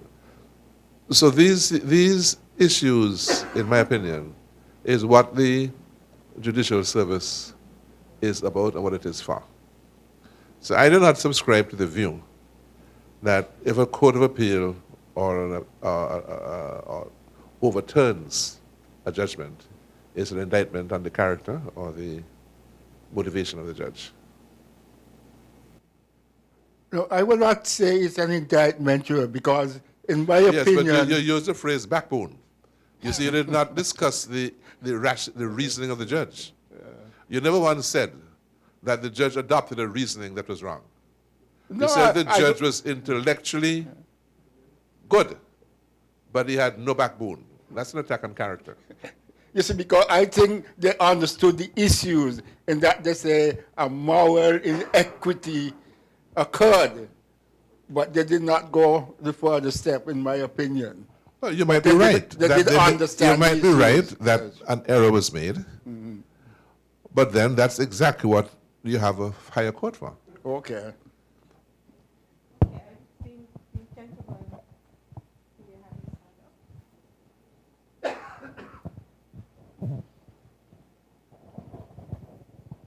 Thank you. And Sir Dennis, I would like you to observe that I'm referred to as a gentleman. And there are two things I wanted to address with you. One of them, this World Bank study where poor people were of the view, by the way, my name is Anthony Ross. Poor people were of the view that the biggest concern was access to justice, which I understand. Did anybody try to find out from them what they determined to be their impediment to access to justice? That's number one. Would it be the financial aspect, or has it been looked at? I can't answer that question fully. I was attending a conference where he was giving a speech, so I didn't see the study. What he was talking about was this, right? He was explaining that there had been a misconception that the problems of poverty and the problems of underdevelopment were to a large extent caused by the poor. And what he was saying was that poor people were not being given a proper, or not being given a voice. They were not being heard. They weren't being given an opportunity. And he was making the point that he said, I think what he culminated that part of the address by saying that poor people are not the problem. They are the solution if they were properly understood and activated. So I can't answer your specific question. I'm sorry. Okay, fine. Now, there are just two other things I'd like to touch. This whole, still on the question of access, the point of access. My experience is that it really depends upon the attitude of the court at the time. Because as I recall, when you were when you were Chief Justice of the Eastern Caribbean, you were in Trinidad, and there was a matter that you had to address. You opened court in St. Lucia. You had me on the phone in Toronto, and another lawyer on the phone in St. Kitts, and you conducted your first case management conference that way, many years ago. Don't know if you recall it. Another personal experience. At one time, the appeal court was sitting in BVI. There was a bit of a mix-up as to who was supposed to be on record. The matter was supposed to be turned over to me, but I was not officially on record. So I was in my office in Oakville. Arrangements were made, and because we had teleconferencing equipment in my office, somebody asked me, do you have a gown? I didn't have a gown, but somebody else in the office had a gown. I was able to get the gown, go into my conference room, stand up, make my presentation. It was heard before the court and acted upon.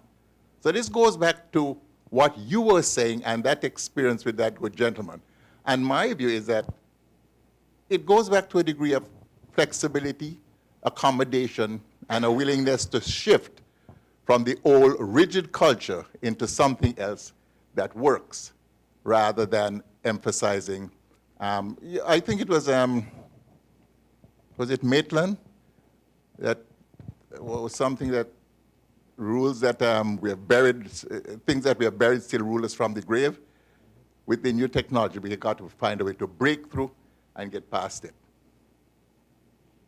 Thank you.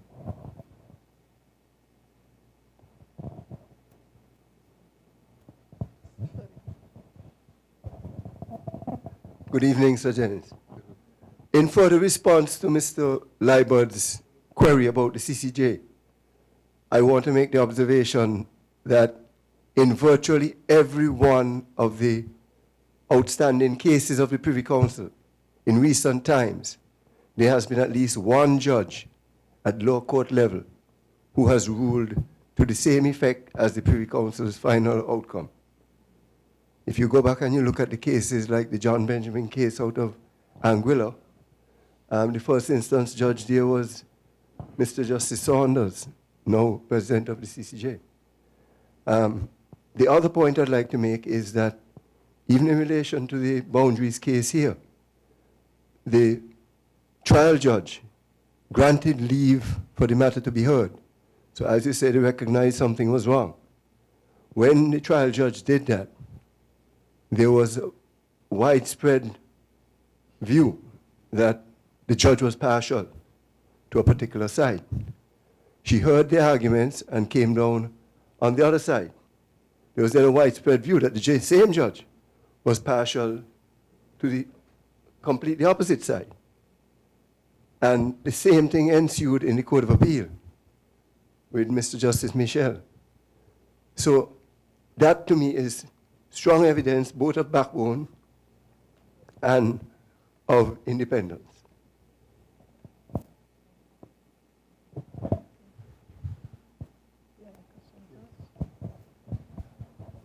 Thank you, Sir Dennis, for your stimulating presentation. I know you really didn't disappoint. I know that technology can be addictive, and although it can be helpful, it can also be overwhelming. Shouldn't the legal fraternity be circumspect and be very cautious in determining what technology to embrace? Because instant gratification can easily descend into mob rule. I see, for instance, that one of the casualties, the first casualties, could be our jury system. I know I'm probably thinking 2050, but how much control do we really want to see to automation? Okay, would it really be best for society? Would society be better served if all the judges and the magistrate and lawyers just disappear and everything become automated trials, automated sentences? How far should we go? Now, you see, there was a section of my speech which I had cut out because I thought that there was going to be a different age group in attendance. And unfortunately, you look young enough to be in the age group that I cut out of my speech. But let me tell you what I was going to say this. What I was going to say. The phrase era of instant gratification is not always used in a positive manner. It is sometimes used by the older or baby boomer generation to criticize the younger millennial and later generations by implying that computer and social media has wreaked havoc on the work ethic of study hard, get good grades, go to college, get a degree, and become something special. And the way one had to work to develop successful relationships by attraction and communication. Nowadays, relationships, casual and online, fostered by social media, with the possibility of having an invented persona, are just a click away. If replies don't come quickly enough, you just text somebody else. So it is used to refer to the temptation and resulting tendency to forego future benefit in order to obtain a less rewarding but more immediate benefit. The flip side of instant gratification is delayed gratification, or the decision to put off satisfying your desire in order to gain an even better reward in the future. So it's easy to see how delayed gratification can be considered a wise behavior. But we still struggle on a daily basis to give the temptation to give into immediate desires. But the question is this really new? Hasn't it always been a natural human urge to want good things and to want them now? It has almost certainly provided an evolutionary advantage for humans and our ancestors, as life for pre-modern humans hinged on decisions made and actions taken in the immediate, far more than those intended for long-term gain. It's all well and good to plan for the future, but actions that are taken to benefit you in the here and now are much more advantageous when you're being stalked by a faced predator, or you're offered the opportunity to eat your fill at a time when starvation was a much bigger concern than obesity. So the term gratification has the implication of moving from need to desire, and even beyond that, to changes that defy ordinary imagination. We are still coming to grips with how man has survived the challenges from outer space, the dinosaur age, climate change. For example, the view that there's an ice bridge between Asia and America, which is the basis of how America came to be populated. Then there's the theory of the survival of the fittest. Of course, this is morphed into the concept of universal rights of equality, human equality. Various developments, food preservation, clothes, travel. The story of mankind's development. If you observe the scientific discoveries and change have started coming quicker and quicker. It used to be centuries from one change to the next. Now change is coming from every direction, every week. Now, change and evolution has a life of its own. The point is this, right? Where do you want to be in life? Do you want better? Do you want it now? Or not? Do you want to sort of, if you're operating in a system which you want to make better, you have to change in order to make it better. So and in fact, if the change doesn't work, you could change back. But at least you have made an effort to improve how things are. And that's been the story of the development of humanity.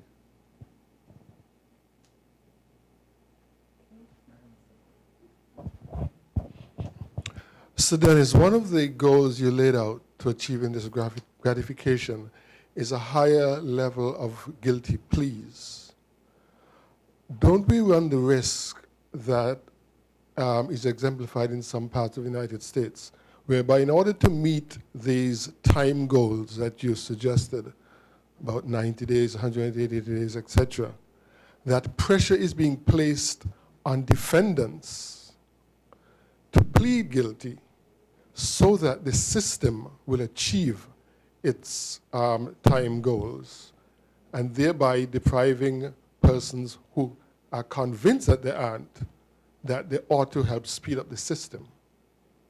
And wouldn't that be a matter of injustice rather than an improvement in justice?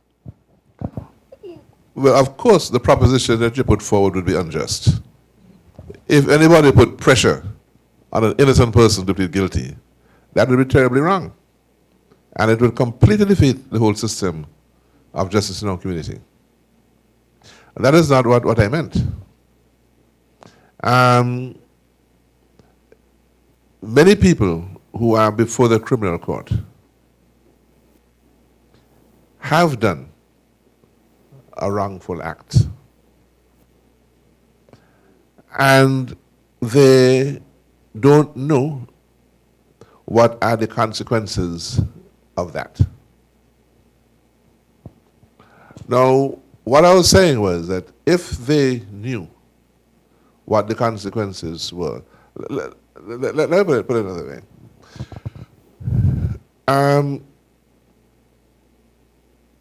If somebody has considered that they are in fact guilty, they have the right to plead not guilty, because under our system, it's the duty of the prosecution to prove guilt beyond reasonable doubt. So there's nothing wrong at all with an accused person saying not guilty, because that is his constitutional right. But suppose the court system puts up a system whereby it says, if we have a series of non-serious offenses where the standard punishment would be X, but that if persons plead guilty at an early stage, they will get a 1/3 allowance of the sentence. The person would have a choice to know that if they plead guilty, they will have an option to benefit from that. No, they don't have to accept the option. They can go to trial, and they can be, if they're convicted, then they'll be punished accordingly. When you look at judicial systems around the world, you'll see that there are many countries where the utilization of alternate dispute practices, which includes guilty pleas, and it includes other activities as well. Guilty pleas is not the only method of dealing with this. Many courts have adopted what they call diversionary practices, where persons who come before the court on the first offense do not go through the criminal system, but they go through another process, which results in other forms of treatment options. So there are a number of strategies which are being developed with a view to improve the quality of justice delivery at all stages of these proceedings. And the point is that in many cases where these practices are applied, they have a good effect, not only on the court users, the persons who come before the court, but on the overall system of justice delivery. I don't know how, of course, everybody doesn't have to agree, but one of the things that bothers me, as I have been observing it, I've been looking on without knowing many of the details of individual cases. So I don't know what the individual case is like. But when you look and you see that 50% of the prison population are persons who have not been convicted of any offense, and then when you see records which suggest that people stay in prison for 2 or 3 years before trial, you start to wonder, what is the alternative? What is the sort of society that you want to have?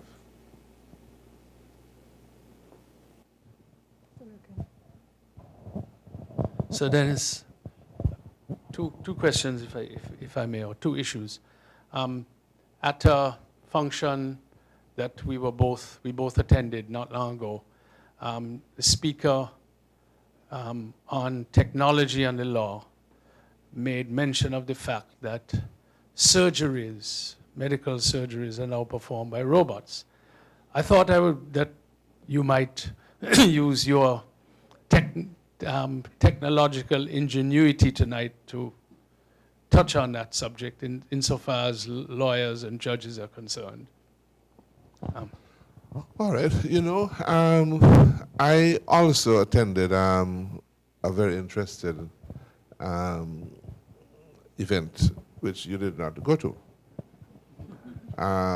The Commonwealth Lawyers Association conference was held a couple of years ago in Melbourne, Australia. And at the end of the conference, I went to New South Wales to the Federal Judicial Commission, which is one of the world leaders at the moment on certain types of technology. And what they've been doing is this. They've conducted a tremendous amount of research on sentencing practices. And they've been extracting in minute detail the factors which have been taken into account in awarding sentence. So, for example, judges or appeal court judges have been insisting that certain weight or value be given to the gender and age and vulnerability of a victim of certain types of offenses, or certain values be given to the gender, age, vulnerability of the perpetrator of the offense. Certain values be given to whether it was the first time or second time, or third time. Certain values be given to various specific factors which might be listed in the statute or might be listed in the case law. And then they create computerized algorithms. So as the evidence is being recorded, they are ticking off the evidence in relation to the items on which weight should be given. And the system then computes what the sentence should be based on the statute, the judicial pronouncements, and the evidence. And that is available for use by the judges. But that is not the judgment of the court. The judge still has to decide what sentence he has to give. It's been a very interesting development because it has, when I looked at the system, the computer actually writes a judgment. You know, the back it writes a judgment based on the way in which it's structured and the evidence is recorded. And I was told that there's been a growing tendency for the judge and the computer to become more and more alike in terms of the decision-making process. Of course, that I would imagine would be inevitable because the good computer programmer has to put into account the factors that the judge would use in the decision-making process. So there is one scenario I'm aware of where the robot-like intelligence of computers is being used. Now, that was a particularly important issue which had to do with the quality of justice, because people were criticizing the courts there because of the wide variety of sentences. You'd have different judges in different parts of the country hearing the same types of offenses and giving widely differing sentences. And people were criticizing that. The development of this system has taken that complaint away. And you find that the sentences across the board are becoming more similar to each other. So justice robot might be not too far away. I hope not justice robot cross-examiner. Your late predecessor, Sir Morris Davis, wouldn't like that. Not at all. No. One other, perhaps more serious, on a more serious note, you spoke about the magistracy and the need to enhance the status of magistrates. And I wondered whether you knew that in our context, in St. Kitts and Nevis, magistrates are still appointed on contract, and that is a serious assault on the separation of powers, and whether you might comment on that. Well, I kind of, I'm not exactly sure what I know. I've heard talk about it, and I know it's a problem that's been existing in our region in different ways for a long time. And you know, it's very interesting because I can't turn away from the temptation to make a comment like, you see, there's the temptation to feel that everything inherited from Britain was better.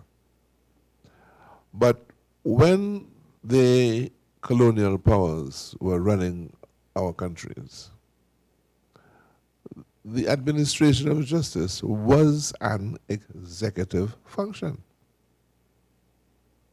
And the magistrates' courts laws, which have not been adequately modified since their departure, still reflects that. So the magistrate is a civil servant. Now, we have been fighting this for years.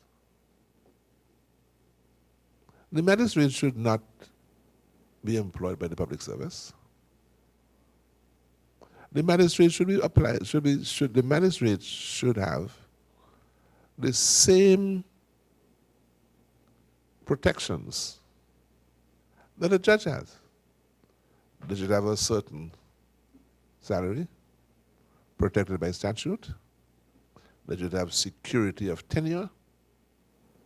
They should have access to proper pension so that their life after judicial service, they should have all of the protections that are given to judges. And I would hope that the bar associations in our region would join with the judiciary in trying to see to what that can be addressed. I'm on the issue, and that a number of the types of legislative changes and organizational changes needed to implement have been the beneficiary of studies and papers I've written. But to a large extent, the legal profession has not been vocal in helping to support a development in this area. And I hope that when I mention it this evening, I hope I could prod some kind of reaction from your association, because it affects, I think, adversely. We are now demanding higher standards from the magistrates and the masters, and yet they're not being given the protection that they need to be independent. So I do hope that the Bar Association will, if you agree with the line of suggested, that the Bar Association would agitate a bit on this issue.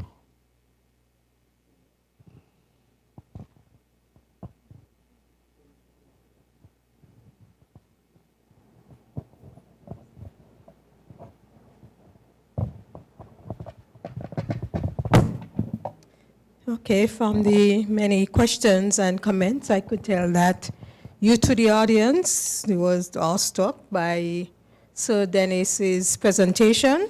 And so we'll get right along into the program by inviting Ms. Taliba Byron. She is the coordinator for Law Week 2018 to deliver her the vote of thanks. Let's welcome Ms. Byron.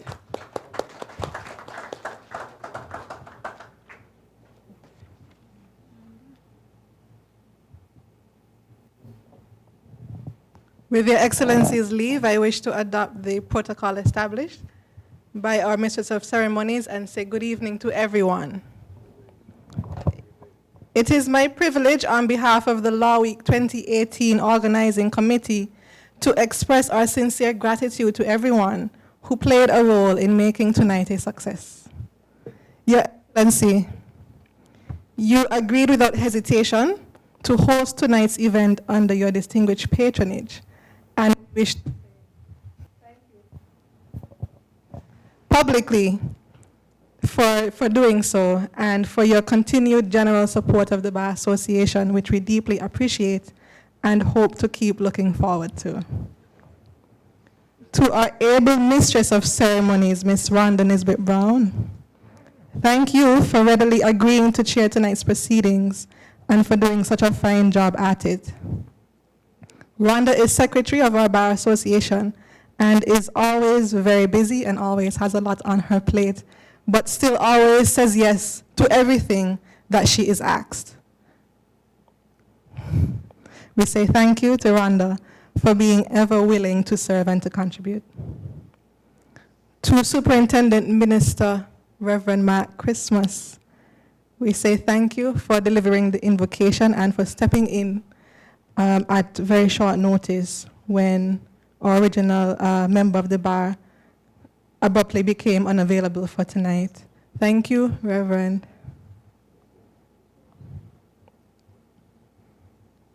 To Ms. Josephine Malalo, Senior Magistrate of St. Kitts and Nevis, I must publicly thank you as well for clearing your diary in order to participate in this evening's proceedings and for giving that personal introduction of our guest speaker, although you had other things that you could have been doing. Ms. Malalo's exact words when asked were, and I quote, "Oh Lord, Monday the 5th, I have a competing engagement. The 5th is sure? Oh Lord, you know what? I will be there. Anything for Sir Dennis." Thank you again, Ms. Malalo. And to the Right Honorable Sir Charles Michael Dennis Byron, we honestly cannot thank you enough for your erudite and thought-provoking presentation this evening. We are exceedingly appreciative of you for so willingly giving of your time. I know that there are 1,000,001 other places that you could have been, speaking to people in other countries around the world who are eager to pay you handsome speaking fees for doing so. And yet here you are with us, giving back, as you always do. I trust that in the future, Sir Dennis, the Bar Association can continue to call upon you to share with us your wisdom and your unparalleled experience.